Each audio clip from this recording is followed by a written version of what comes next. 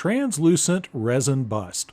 In this tutorial, I'm going to go over the process of casting a translucent vampire bust. This is actually a re-sculpted life cast of yours truly from many years ago. This is a mold that had been sitting around languishing in my warehouse for a while. And I dug it out just for this because I stumbled onto this resin. This is a BJB resin TC821. And I actually ordered this for a totally different project. But when I poured up some of this resin, I noticed that just without any color, it almost looked like translucent silicone. And then the idea struck me that this might be a good resin for use for casting realistic busts and display pieces. And I know many of you that follow the channel do just that, where you cast up hands and heads and wall hangings and things like that that need to look like real skin or real creature flesh, but obviously silicone may not be practical for those applications. So just to test out and see how this would work as a rigid skin material, so to speak, I mixed up a small batch of this with a little bit of flesh tone in it. So this is, of course, the polyurethane flesh tone, not a silicone pigment. You never want to mix those up. Always use polyurethane pigments for polyurethanes and silicone pigments for silicones. If you get those mixed up, you can wind up with some weird things happening in your chemistry. And I poured that into my ear mold, and again, I mixed just enough of that flesh tone pigment in so that I retained that translucency. And this is a fairly fast setting resin. This has about a 2-minute working time and about a 30 to 60-minute demold depending on the cross section of the part. And there you see that does look like cured silicone. Looks typically like what you'd get out of a translucent silicone, but of course instead we have a hard plastic. And because of that translucency, you get that very realistic look of light passing through it, just like human skin. So again, that's where that ear is really helpful for doing tests like this. I always like to cast translucent materials and then test that, see how the light goes through the edge of that ear, and that's a good indicator as to whether or not that would make for a good skin material. But enough about that. So moving right along. So here is my antiquated silicone mold of my re-sculpted life cast. And this is me, good night, almost 16, 17 years ago or so. And one night in the shop, I was bored and I re-sculpted my head into a vampire face, added a little bit to my nose and my ears, kind of a Nosferatu kind of look. And this is just a seamless silicone mold with a plaster bandage shell. Now, before we get into the actual casting, let's go over the properties, the physical properties of TC821 polyurethane resin. Of course, this is a polyurethane resin formula. And this cures to a very hard 84 Shore D resin, but it's not brittle. So this is a very impact resistant, hard resin, so it can also be polished. So it's also a good resin for doing cold cast metal applications. And of course, a 2-minute working time with a 30 to 60-minute demold, a 1-to-1 mix ratio by volume, 1200 centipoise mixed viscosity, and of course this cures translucent, which of course is the whole point of this video. And last but not least, this can be thickened for brush-on applications with FiberThick, and you'll see that comes into play later in this video. Now for casting, I'm going to be doing a combination of sloshing and brushing the resin into the mold. So that means I'm going to need some little disposable brushes, and I like to always pull out any loose hairs in those brushes. And of course I'll be pigmenting that with some flesh tone pigment. And I'll be using a graduated mixing cup because this can be mixed by volume, but just make sure when you're mixing by volume that you're using accurately marked mixing containers if you're doing these graduated containers like this. And of course, with the TC821, like a lot of resin products, a lot of times the B needs to be shaken up before it's dispensed. So make sure anytime you see that shake before use, you do just that. Now, you might have noticed the flesh pigment nomenclature on the bottle is different from the title. The title is actually the new phthalate-free pigment, so a lot safer pigment to use, especially for medical simulators and things like that. So that is the discrepancy there between the title and what you actually see there on the bottle that I'm using. And because this is a fairly fast resin system, I always like to pre-mix that pigment into that part B first and get my color just right before I add that part A, because again, as soon as you add the part A, the clock starts ticking. Now, for those of you working in really small batches, typically if I'm working on projects where I'm using very small batches, I'll switch to the weight ratio, which in this case is 100 parts A to 90 parts B, but again, 1-to-1 by volume. Now, you want to make sure as soon as you get your parts together that you mix those up thoroughly and deliberately and immediately get those transferred into the mold. You don't want to waste any time with this. I'm filming this here in the summertime in my shop, which is at about 75 degrees, but you want to be real careful because heat will accelerate polyurethane resin. So if you're working in a hot environment, you're not going to get that full 2 minutes. Now, this is what I was talking about, that combination of both brushing and sloshing. So I'm sloshing that resin around, and because that detail where those vampire teeth are sculpted, I'm using that brush to really push that resin down into those teeth to make sure that I don't have any little air bubbles in the little pointy vampire teeth. And then I go back to sloshing that around. And I was really impressed. One of the things that I also really liked about this resin for this process is that higher mixed viscosity. This is a 1200 centipoise resin, which actually made it really work really well for that sloshing around. I was kind of concerned because that 1200 centipoise, that sounded really high, but I was surprised. I actually got really nice bubble-free casts with this. So, I used, again, that combination of sloshing and brushing to get that first layer in and make sure I got one nice coating all over the inside of the mold. And again, especially all around those teeth. Now, the original sculpt had eye forms in it, had acrylic eyes that I sculpted into the original clay. So that means there's little allowances for those acrylic eyes in there. Now, I don't have eye forms in this that will take up the negative space, and that approach doesn't really work on a rigid material. So instead, what I'm doing is as soon as I slosh that around and get everything brushed in, what I'm going to do is actually take my hand, and of course I'm wearing a glove to do this, and I'm going to use my fingers to wipe the inside of that acrylic eye to wipe away that resin and remove that little thin film of resin.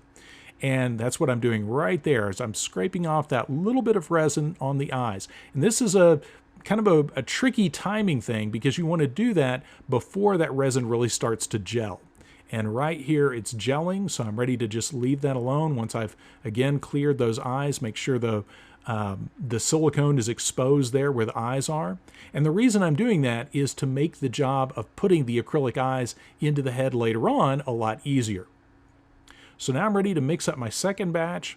And this second batch, one of the things I was really surprised about with this resin is it is really hard and really strong, so it did not take much resin to fill this out and get a really nice, tough bust cast. So really just 2 layers of this and I was good to go. So this second layer, though, I'm going to thicken up with the FiberThick thickener. And again, you want to make sure you're careful with your pigment so you don't make this opaque, because the whole point of using this resin is to get that realistic translucent skin look. So I'm adding just a little bit of the polyurethane pigment to get that color. And then once I get that all mixed up, I'm adding the FiberThick thickener.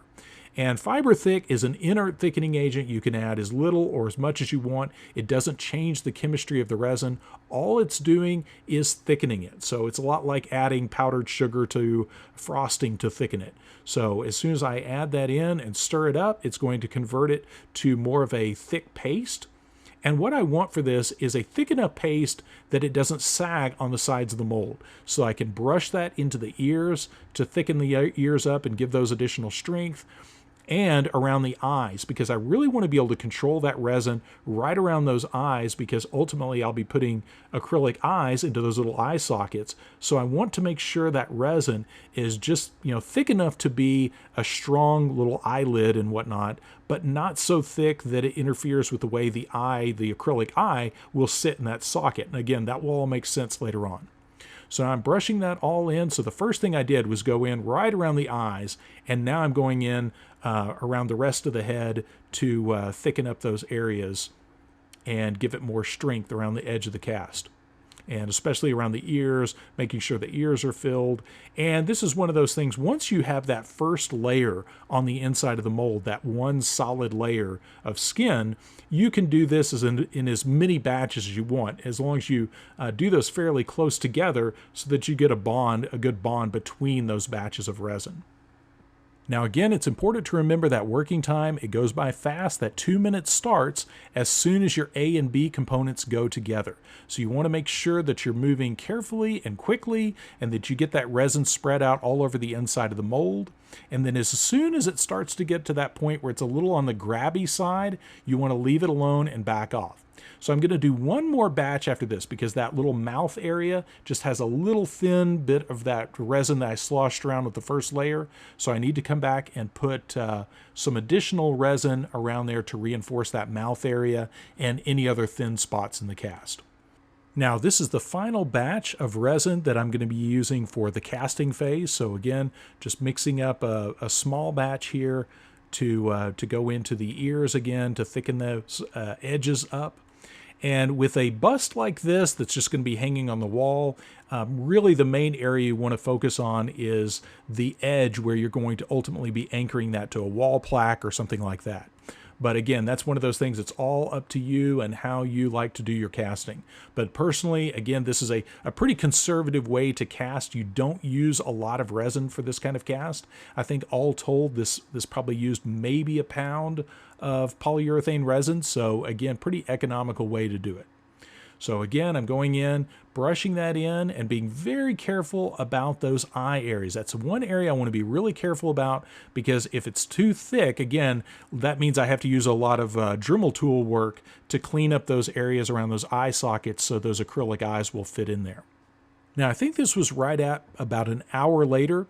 And one of the other things I really like about the TC821 is it doesn't go through that stage where it's kind of leathery and kind of bendy. It cures up pretty hard, pretty uniformly at a pretty good rate because there are some translucent resin systems that will go through a phase where they're kind of a rubbery, almost like a hard Shore A instead of a hard plastic.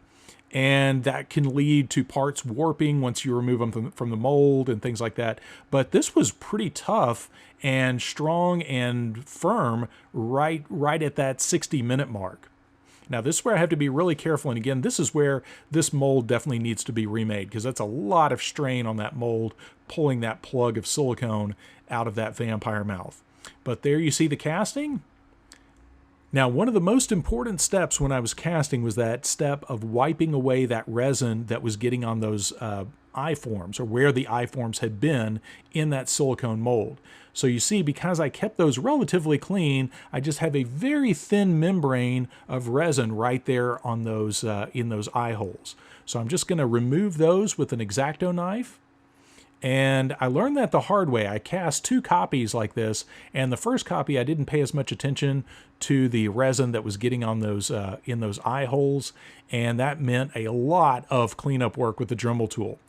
Now, to fit the acrylic eyes into the finished bust, what I did was I first stuck those in place with a little bit of super glue.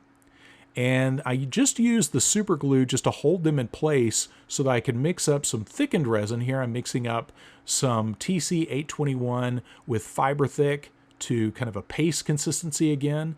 And then I'm using that almost like a spackle to stick those eyes in place and hold those more permanently into that head.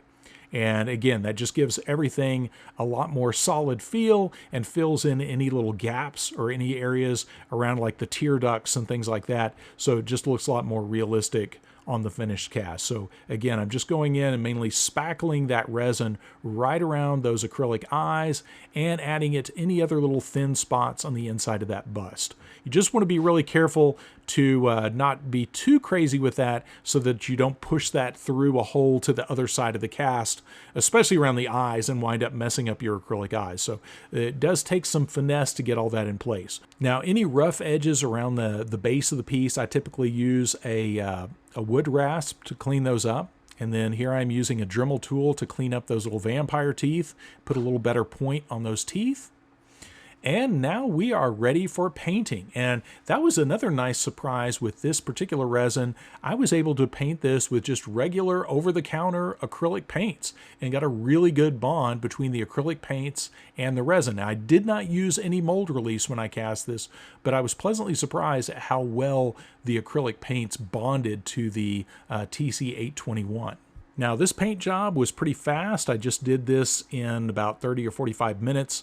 It's definitely not going to win any awards, but again, I am a caveman thought out by your scientists. I'm sure many of you much more artistically inclined people out there can get much better results than I can. But the main thing I wanted to do here is just take it through the usual steps I do with painting and see how well this would take paint, and especially how well that translucency would work once I started painting it. And it worked amazingly well. So again, this is a very quick and dirty paint job, but I did the usual stuff that I do when I'm painting silicone, only here I'm just using acrylic paints. So obviously a much easier painting process when you're painting acrylics over resin than painting a flexible polyurethane or a flexible silicone bust. Now, the only downside to a resin bust like this is I can't punch hair into hard plastic. So if I was to do eyebrows or beard or wig or something like that, obviously I want some well-ventilated eyebrows or a wig to finish this thing out. So in the future, I might revisit this process with some other pieces I have in storage. I have some other molds that I think would lend themselves well for this. So if there's interest in that, I may come back and do some more of that for Halloween.